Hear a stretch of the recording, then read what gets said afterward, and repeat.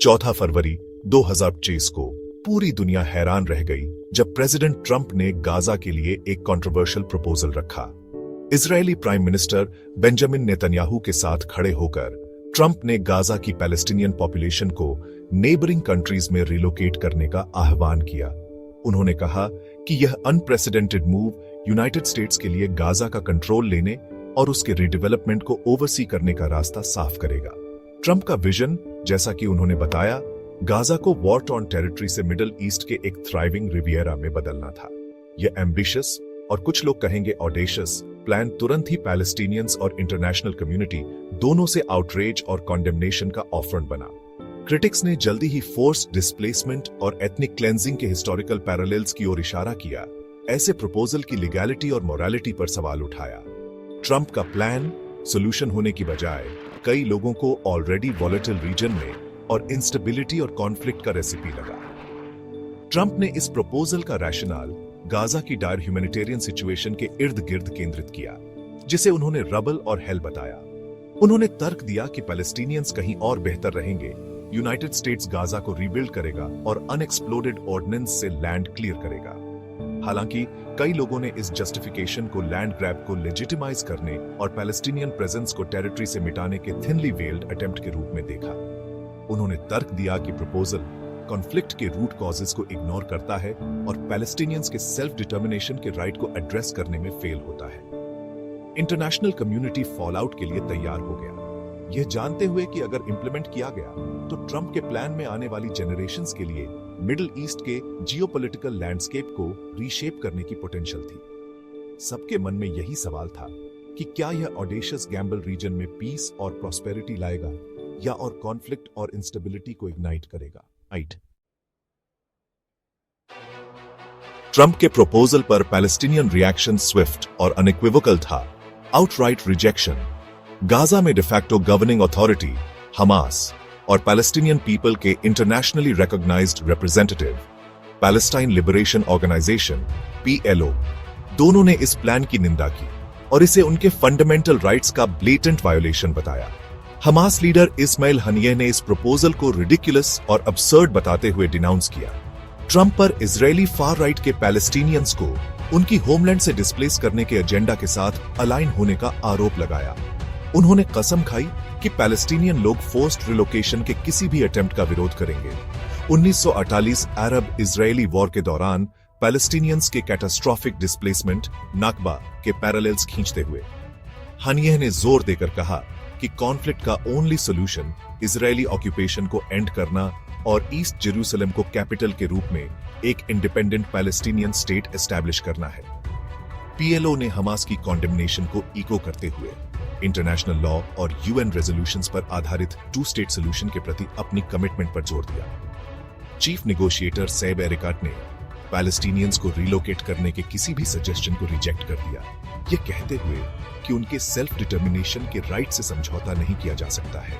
उन्होंने international community से Israel को उसके एक्शंस के लिए अकाउंटेबल ठहराने और ट्रंप एडमिनिस्ट्रेशन पर अपने डेंजरस और इररिस्पॉन्सिबल प्लान को अबैंडन करने का प्रेशर डालने का आह्वान किया। गाजा की स्ट्रीट्स पर रिस्पॉन्स एंगर, डिफायंस और डीप सेंस ऑफ बिट्रेयल का था। रेजिडेंट्स, जिनमें से कई इजरायली ब्लॉकेड के तहत ईयर्स ऑफ हार्डशिप सह चुके थे, ने अपने होम्स और अपनी लैंड पर बने रहने के डिटर्मिनेशन को एक्सप्रेस किया।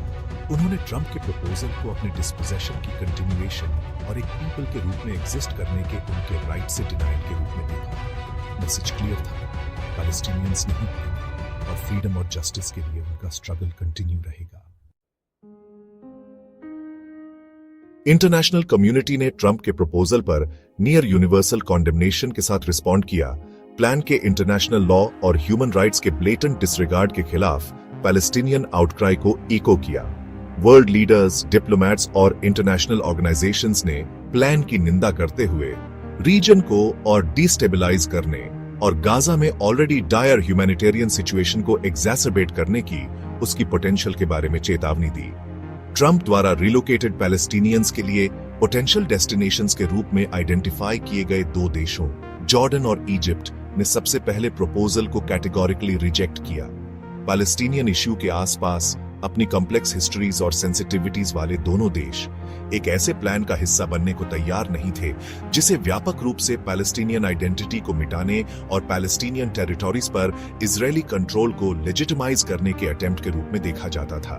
रीजन में एक की यूएस एलाई सऊदी अरेबिया ने भी प्लान के बारे में रिजर्वेशंस एक्सप्रेस की। प्री 1967 बॉर्डर्स पर आधारित टू स्टेट सॉल्यूशन के लिए अपने सपोर्ट पर जोर दिया। यूएन सिक्योरिटी काउंसिल के वीटो पावर वाले परमानेंट मेंबर्स रशिया और चाइना कॉन्डेमनेशन के कोरस में शामिल हो गए। इंटरनेशनल लॉ और एग्जिस्टिंग यूएन रेजोल्यूशंस पर आधारित जस्ट और लास्टिंग पीस के प्रति अपनी कमिटमेंट दोहराई।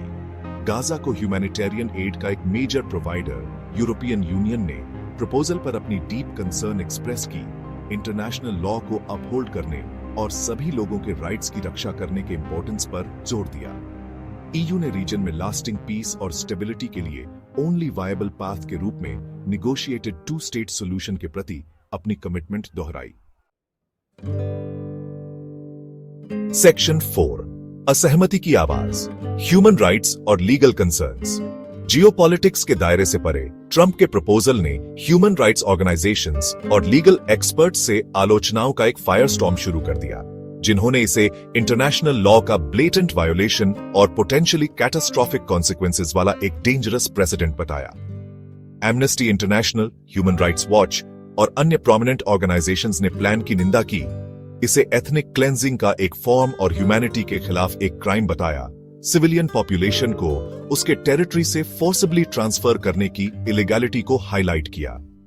लीगल स्कॉलर्स ने फोर्थ जेनेवा कन्वेंशन, जो वॉर टाइम के दौरान सिविलियंस के फोर्स्ड डिस्प्लेसमेंट को एक्सप्लिसिटली प्रोहिबिट करता है, और Rome statute of the international criminal court, जो पॉपुलेशन के डिपोर्टेशन या ट्रांसफर को वॉर क्राइम के रूप में डिफाइन करता है, की ओर इशारा किया। उन्होंने तर्क दिया कि अगर इंप्लीमेंट किया गया तो ट्रंप का प्रपोजल इंटरनेशनल लॉ का एक ग्रेव ब्रीच होगा और इसमें शामिल लोगों को पोटेंशियल प्रोसिक्यूशन के लिए एक्सपोज करेगा। International court of justice, United Nations का प्रिंसिपल जुडिशियल ऑर्गन, को प्रपोजल की लीगैलिटी पर एक एडवाइजरी ओपिनियन जारी करने का आग्रह किया गया। कई लोगों ने तर्क दिया कि ऐसा मूव एक क्लियर मैसेज भेजेगा कि फोर्स्ड डिस्प्लेसमेंट और एथनिक क्लेंजिंग को इंटरनेशनल कम्युनिटी द्वारा बर्दाश्त नहीं किया जाएगा। इंटरनेशनल क्रिमिनल कोर्ट, जो जीनोसाइड, क्राइम्स अगेंस्ट ह्यूमैनिटी और वॉर क्राइम्स के आरोपी इंडिविजुअल्स की इन्वेस्टिगेट और प्रोसिक्यूट करता है, को भी गाजा की सिचुएशन की इन्वेस्टिगेट करने और किसी भी वायोलेशंस के लिए जिम्मेदार लोगों को अकाउंटेबल ठहराने का आह्वान किया गया। ह्यूमन राइट्स ऑर्गेनाइजेशंस और लीगल एक्सपर्ट्स की रिसाउंडिंग कॉन्डेमनेशन ने पॉलिटिकल प्रेशर और रियल पॉलिटिक कंसिडरेशंस के बावजूद ह्यूमन राइट्स और इंटरनेशनल लॉ को अपहोल्ड करने के लिए इंटरनेशनल कम्युनिटी की कमिटमेंट के स्टार्क रिमाइंडर के रूप में ओफेम किया। प्रपोजल के खिलाफ उनके अनवेवरिंग स्टैंस ने सिचुएशन की ग्रेविटी और जस्टिस और अकाउंटेबिलिटी के फंडामेंटल प्रिंसिपल्स को इग्नोर करने के पोटेंशियल कॉन्सिक्वेंसेस को अंडरस्कोर किया। सेक्शन 5 गाजा की दुर्दशा, एक ह्यूमैनिटेरियन क्राइसिस अनफोल्ड्स। जबकि दुनिया ट्रंप के प्रपोजल की लीगैलिटी और मोरालिटी पर डिबेट कर रही थी, गाजा के लोग इजरायली ब्लॉकेड और वायलेंस के रिकरिंग साइकिल से बढ़े एक डायर ह्यूमैनिटेरियन क्राइसिस को सहन करते रहे। 2 मिलियन से अधिक पैलेस्टीनियंस का घर गाजा स्ट्रिप को लंबे समय से एक ओपन एयर प्रिजन बताया गया है, जिसकी बॉर्डर्स इजरायल और इजिप्ट द्वारा टाइटली कंट्रोल की जाती है। 2007 में हमास के टेरिटरी के टेक ओवर के बाद लगाया गया ब्लॉकेड गाजा की इकोनॉमी को क्रिपल कर दिया है, लोगों और गुड्स के मूवमेंट को रिस्ट्रिक्ट कर दिया है, और हेल्थ केयर, एजुकेशन और क्लीन वाटर जैसी एसेंशियल सर्विसेज तक एक्सेस को सिवियरली लिमिट कर दिया है। अक्टूबर 2023 में शुरू हुई इजरायल और हमास के बीच वायलेंस की रीसेंट एस्केलेशन ने ह्यूमैनिटेरियन क्राइसिस को और बढ़ा दिया है, जिससे हजारों लोग मारे गए हैं, दसियों हजार घायल हुए हैं और सैकड़ों हजार अपने घरों से डिस्प्लेस्ड हुए हैं। कॉन्फ्लिक्ट से पहले ही ओवरवेल्म्ड हॉस्पिटल्स कैजुअल्टीज की इन्फ्लक्स से निपटने के लिए स्ट्रगल कर रहे थे, मेडिकल सप्लाईज, इक्विपमेंट और ट्रेन्ड पर्सनल की क्रॉनिक शॉर्टेजेस का सामना कर रहे थे। विंटर मंथ्स ने और हार्डशिप ला दी। इनसफिशिएंट हीटिंग और वार्म क्लोथिंग ने बच्चों और बुजुर्गों को रेस्पिरेटरी इलनेसेस के इंक्रीज्ड रिस्क में डाल दिया। गाजा में ह्यूमैनिटेरियन असिस्टेंस का main provider UN relief and works agency for Palestine refugees ने चेतावनी दी कि अगर ब्लॉकेड नहीं हटाया गया और अर्जेंट ह्यूमैनिटेरियन एड को टेरिटरी में अलाउ नहीं किया गया तो एक लूमिंग डिजास्टर होगा। गाजन्स की सफरिंग को कम करने की बजाय ट्रंप का प्रपोजल उनकी फ्लाइट को वर्सन करने की धमकी देता है। अगर इंप्लीमेंट किया गया तो प्लान के परिणाम स्वरूप मैस डिस्प्लेसमेंट, पैलेस्टीनियन सोसाइटी का फर्दर फ्रैगमेंटेशन और ह्यूमैनिटेरियन क्राइसिस का डीपनिंग होगा। इंटरनेशनल कम्युनिटी को फर्दर सफरिंग को रोकने के लिए और कॉन्फ्लिक्ट के रूट कॉजेस को एड्रेस करने वाले जस्ट और सस्टेनेबल सॉल्यूशन को खोजने के लिए डिसाइसिवली एक्ट करने का मॉरल इंपेरेटिव का सामना करना पड़ा। सेक्शन 6 नैतिकता का दलदल, डिस्प्लेसमेंट के मॉरल इंप्लीकेशंस। लीगल रेमिफिकेशंस से परे ट्रंप के प्रपोजल ने पॉपुलेशन के फोर्स डिस्प्लेसमेंट और उनके सेल्फ डिटर्मिनेशन के राइट के डिनायल के बारे में प्रोफाउंड एथिकल क्वेश्चंस उठाए। क्रिटिक्स ने तर्क दिया कि यह प्लान एथनिक क्लेंजिंग के मॉडर्न डे फॉर्म के समान है, जो पास्ट एट्रोसिटीज की याद दिलाता है जिन्होंने ह्यूमन हिस्ट्री को दागदार किया है। उन्होंने तर्क दिया कि लोगों को उनकी लैंड से फोर्सिबली रिमूव करना उनके ह्यूमन डिग्निटी का फंडामेंटल वायोलेशन और उनकी होमलैंड के साथ उनके कल्चरल और हिस्टोरिकल कनेक्शन के लिए ब्लेटेंट डिसरिगार्ड है। प्रपोजल ने पैलेस्टीनियन पीपल पर डिस्प्लेसमेंट के साइकोलॉजिकल और सोशल इंपैक्ट के बारे में भी कंसर्न्स उठाई। क्रिटिक्स ने तर्क दिया कि लाखों लोगों को उनके घरों से उखाड़ फेंकना और उन्हें अलग अलग देशों में बिखेर देना उनके सोशल फैब्रिक, कल्चरल आइडेंटिटी और सेंस ऑफ बिलोंगिंग के लिए डेवास्टेटिंग कॉन्सिक्वेंसेस होगा। डिस्प्लेसमेंट के ट्रॉमा, एग्जाइल में लाइफ की अनसर्टेनिटी के साथ मिलकर आने वाली जेनरेशंस पर लास्टिंग इंपैक्ट डालेगा, पेन, लॉस और रिजेंटमेंट के साइकिल को परपेचुएट करेगा। इसके अलावा प्रपोजल इजरायली पैलेस्टीनियन कॉन्फ्लिक्ट के रूट कॉजेस को एड्रेस करने में फेल रहा, जिसमें ऑनगोइंग इजरायली ऑक्यूपेशन, सेटलमेंट्स का एक्सपेंशन और पैलेस्टीनियन राइट्स का डिनायल शामिल है।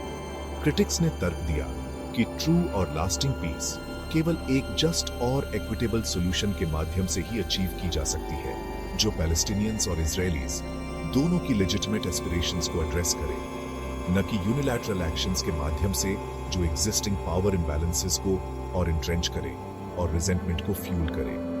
ट्रंप के प्रपोजल के एथिकल इंप्लीकेशंस पैलेस्टीनियन लोगों पर इमीडिएट इंपैक्ट से कहीं आगे तक फैले हुए थे।